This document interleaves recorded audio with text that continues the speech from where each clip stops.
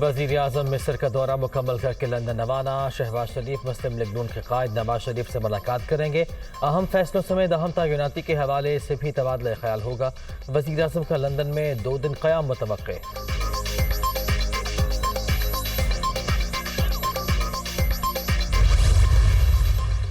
انتظار کی گھڑیاں ختم۔ T20 ورلڈ کپ کے فائنل تک رسائی کا دن آن پہنچا۔ پاکستان اور نیوزی لینڈ کے درمیان بڑا میدان آج لگے گا۔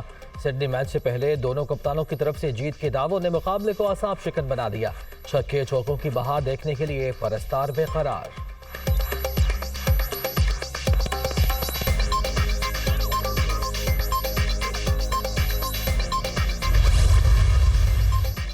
وزیر اعظم کا عمران خان پر حملے کی تحقیقات کے لیے چیف جسٹس کو خط۔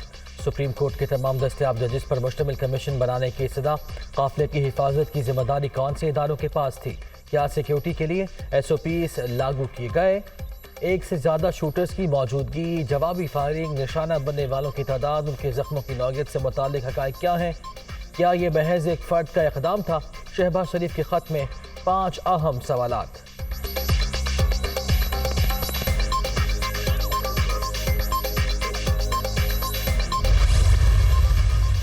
اور شہریوں کے تحفظ کے لیے صوبائی حکومتیں ذمہ داریاں پوری کریں ورنہ آئینی نتائج نکلیں گے۔